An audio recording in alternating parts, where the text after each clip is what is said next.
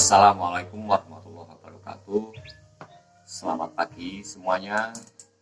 Kita berjumpa lagi dalam acara belajar fisika di rumah. Baik, bagi semuanya yang belum sempat menonton materi usaha sebelumnya, silahkan lihat di link di bawah di deskripsi. Silahkan belajar di sana dulu, baru nanti kamu bisa melanjutkan di materi yang sekarang. Nah, untuk itu kita bisa langsung saja kita belajar fisika dengan konsep catatan. Jadi kita buat catatan semenarik mungkin, membuat kita jauh lebih paham dengan hanya cukup membaca catatan kita. Kita lanjutkan materi kita. Terakhir kita sudah membahas tentang usaha yang bisa memberikan perubahan energi pada sistem. Bisa jadi energi mekanis yang merupakan penjumlahan energi kinetik dan energi potensial. Ini yang terakhir yang sudah kita bahas. Nah, seperti biasa peralatan yang harus kita siapkan masih standar, penggaris segitiga 45 derajat, 30-60, busur derajat, kemudian ballpoint warna-warni yang murah saja sudah cukup. Nah, kalau perlu pakai yang lebih colorful. Untuk lebih jelasnya, kita andaikan sekarang ada sebuah benda di air track seperti biasa kemarin, supaya kita andaikan tidak ada gesekan. Ini air track, kemudian keretanya kita andaikan start dari sebelah kanan, dari sisi kanan.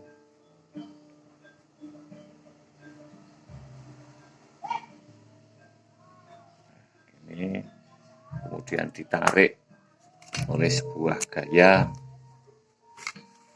yang bentuk sudut 30 derajat terhadap horizontal. Horizontal 30 derajat di ujung sini. Kita andaikan sebesar 4 Newton.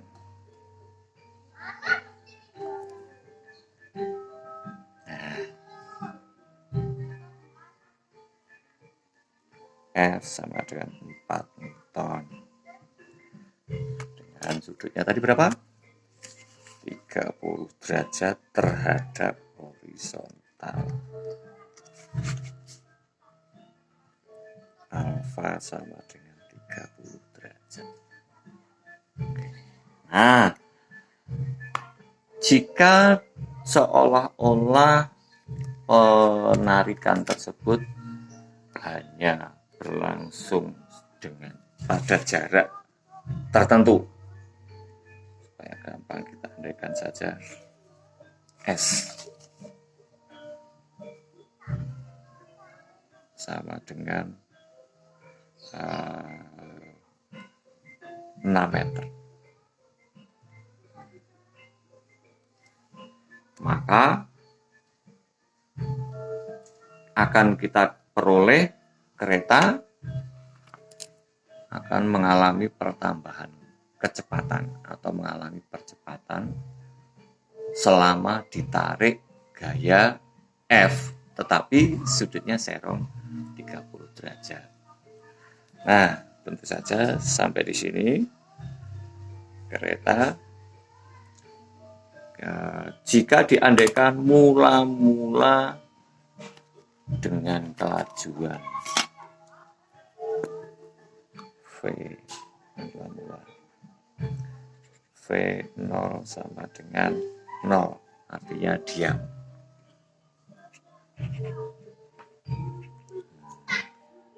Jadi kadang-kadang di fisika itu kita akan menemui besaran-besaran yang kadang-kadang tidak diketahui, seolah tidak diketahui. Misalnya benda mula-mula diam, Nah, untuk itu kita harus langsung paham, oh kalau mula-mula diam, mula-mula itu V0, diam itu 0, berarti V0-nya sama dengan 0. Nah, kan gitu kan? Nah, sampai di sini, berapakah kelajuannya setelah dia ditarik sepanjang 6 meter tadi? VT yang ditanyakan. Untuk itu kita bisa menganalisisnya begini.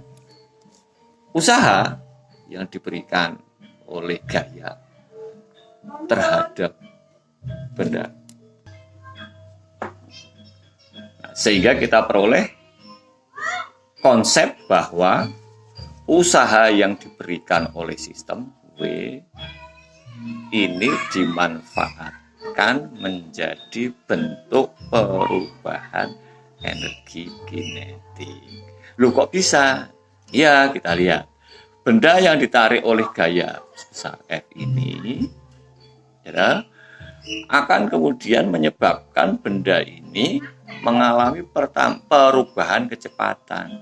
Nah, perubahan kecepatan itu di dalam konsep energi wujudnya adalah bentuk energi kinetik. Seperti itu cara berpikirnya. Nah, kalau kita sudah dapat kayak gini, maka kita langsung bisa definisikan. Oh, usaha itu apa sih? Usaha sama dengan besarnya gaya yang kita berikan, tetapi khusus yang sejajar dengan perpindahan kalikan perpindahannya atau maaf ini supaya lebih lagi ini sama dengan F kosinus alfa, karena F sejajar itu adalah komponen F yang sejajar sumbu X, berarti seperti biasa tarik garis mencari komponennya, siku-siku di sini komponen, jangan lupa siku-siku.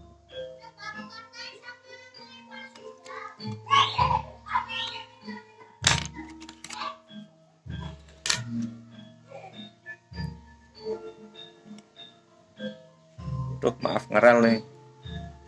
Nah, ini komponen F yang sejajar dengan perpindahan. Ini yang kita maksud ini tadi. F sejajar, sehingga besarnya F sejajar otomatis adalah F cos. Kenapa bisa kayak gitu? Coba lihat. Kalau kamu cari kosinus alfa, kosamir, samping miring, berarti kosinus alfa sama dengan F sejajar per F, atau F sejajar sama dengan F kali kosinus alfa. Gampang toh? Ya, gitu. Nah, seperti ini caranya berpikir. Mudah. Nah, kita lanjut. Bagaimana tadi usaha ini? Oh, usaha ini dimanfaatkan oleh kereta menjadi mengalami perubahan energi kinetik. Energi kinetik sama dengan setengah mv kuadrat. Aksen kurangi setengah mv kuadrat. mv0 kuadrat. Nah, seperti ini. Selalu usahakan dalam mengerjakan soal kita hajar dulu konsepnya dulu, sehingga kita sampai pada level paham, bukan hafal tapi paham. Oke. Sekarang kita masukkan satu persatu. Oh, yang kita cari apa sih? V aksen. Oh, V0-nya bagaimana? V0-nya sama dengan 0 karena mula-mula diam. Gitu? Oh, berarti ini sama dengan 0. Kenapa? Karena diam. Nah, supaya paham dicatat kayak gini, ditulis. Oh, berarti yang di sini ini 0.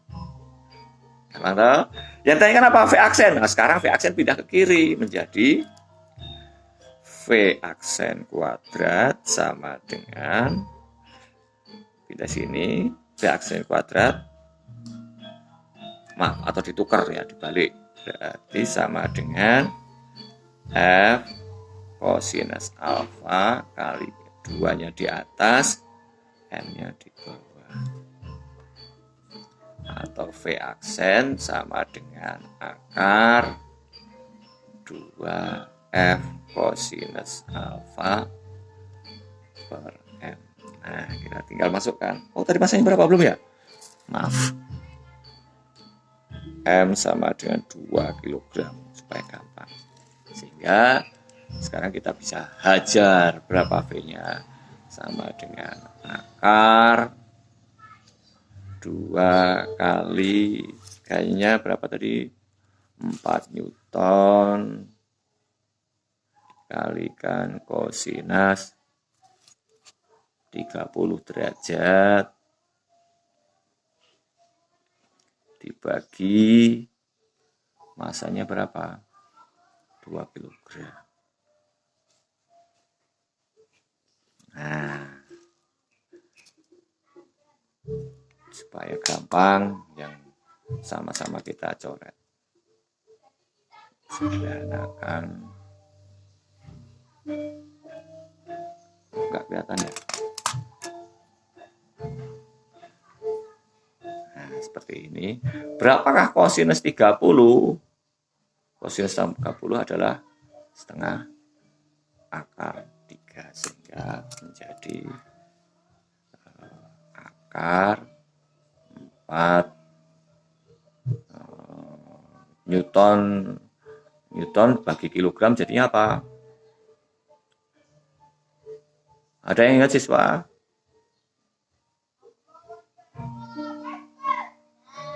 Oh, maaf, ini masih ada yang ketinggalan. Aduh, ini baru saya kalikan S. Aduh, maaf. Nah, aduh.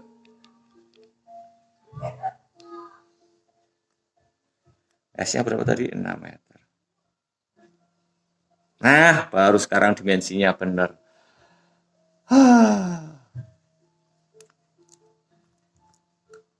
Maaf atas keteledoran ini.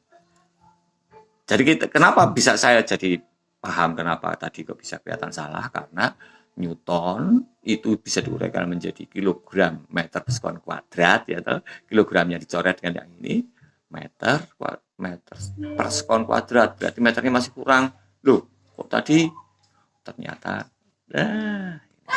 ini yang namanya kesalahan membawa berkah. Jadi kita akan jadi lebih paham. Nah, hasilnya 4 meter per sekon kuadrat, karena kilogramnya udah dicoret, kalikan setengah akar 3 kalikan 6 meter.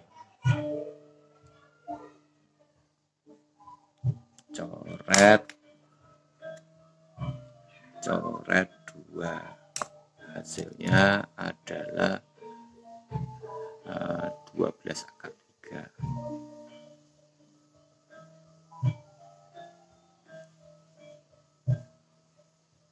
Meter per sekon. Sekarang sudah meter per sekon karena dia keluar dari kalau satuannya kita perhatikan meter per sekon kuadrat, ini meter, berarti meter kuadrat per sekon kuadrat. Keluar dari akar menjadi satuannya meter per sekon sesuai dengan besarnya V aksen. Ini sudah selesai Pak? Sudah, kita anggap sudah selesai karena ini sudah urusannya matematika. Nah, gampang kan? Ada yang masih kesulitan? Oke, ada yang tanya, bagaimana kalau tadi kan seolah-olah itu di kereta. Di kereta berarti ada gesekan.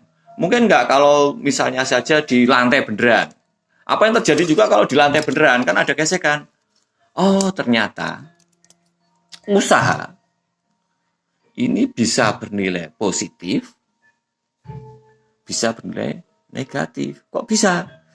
Pada saat bernilai positif, otomatis mengalami perubahan energi atau pertambahan energi. Mengalami pertambahan energi. Sedangkan kalau usaha yang bernilai negatif, berarti ini mengalami pengurangan energi. Nah, pengurangan energi. Nah, ini lebih tepatnya lebih tepatnya ini positif begini.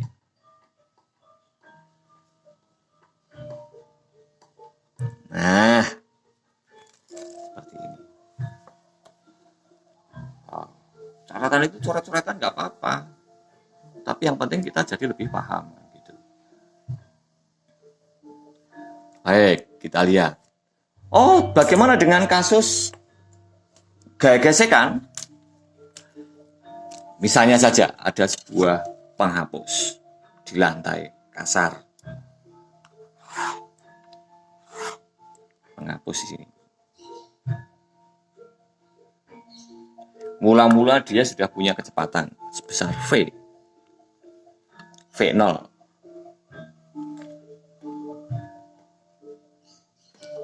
Nah, ternyata karena ada gesekan itu arahnya kemana? Arahnya berlawanan dengan arah gerak. Arah gerak sesuai dengan arah siapa? Arah V. Oh, berarti kalau bendanya V-nya ke kiri, geraknya otomatis dia juga akan ke kiri. Kalau gitu gaya geseknya berlawanan dengan V, berarti ke arah kanan. Gaya gesek ke arah kanan. Kinetis atau statis? Tentu saja karena dia benda yang bergerak adalah F gesek kinetis. Gampang toh? Nah, kita lihat sebuah benda mula-mula punya V0. Oh, berarti dia punya energi kinetik. Terus ada gaya gesek. Oh, berarti gaya gesek ini akan menyerap energi kinetik benda. Kalau energi kinetiknya terserap, otomatis yang berkurang apanya? V-nya.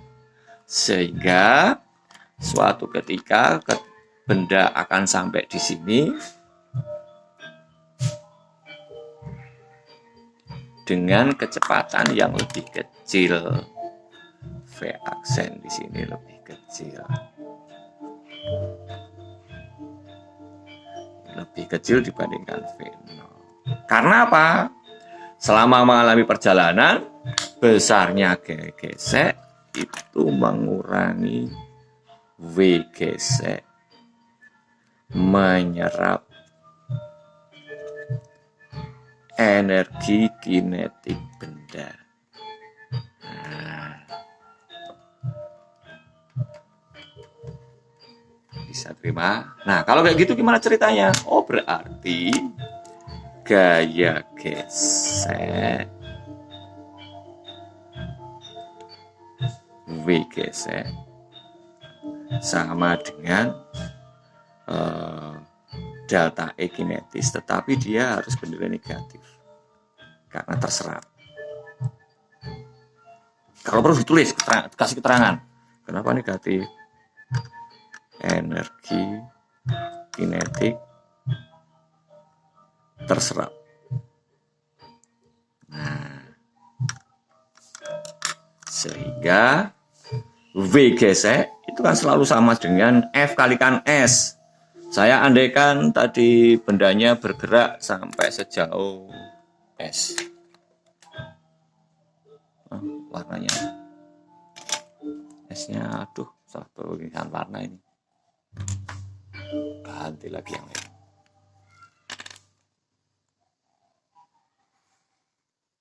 Ini S-nya. Nah, misalnya ini ditanyakan. Kemudian ini V aksen sampai berhenti. Nah, lagi. Kalau tadi mula-mula diam. V0 sama dengan 0. Mula-mula diam. Sekarang pada cerita di sini benda berhenti. V aksen berhenti. Artinya apa? Artinya V aksen sama dengan 0. V aksen sama dengan 0 karena berhenti. Nah, kita lihat ceritanya. V gesek tadi berapa? F gesek kalikan S. Ini usaha sama dengan minus delta E. A sama dengan setengah MV0, kalau aslinya MV aksen kuadrat minus setengah MV0 kuadrat. Jangan lupa dia bernilai negatif. Kemudian yang jadi ceritanya tadi apa? V aksen sama dengan 0 karena benda berakhir berhenti. Sehingga diperoleh sama dengan minus, jangan lupa minus, sekarang ketemu minus, minus ini ketemu minus ini, jadilah jadi plus setengah MV0 kuadrat. Ini F geseknya kalikan S, atau kalau gitu kalau S ya sama dengan ini per F gesek. Nah, gampang toh? Jadi dari persamaan ini kita bisa memperoleh, oh ternyata nanti benda setelah bergeser sejauh S dia akan berhenti. Bahasa matematisnya S-nya sama dengan besarnya energi kinetik mula-mula semuanya terserap menjadi bentuk usaha gesek yang dibuang. Karena kita tidak memanfaatkan usaha di sini. Atau seolah-olah usaha ini menyerap besarnya energi kinetik benda sehingga bendanya kemudian diam. Baik, dua contoh saya kira ini sudah cukup jelas. Untuk selanjutnya nanti akan kita bahas subbab tentang daya. Untuk yang sekarang kita cukupkan sekian dulu. Assalamualaikum warahmatullahi wabarakatuh.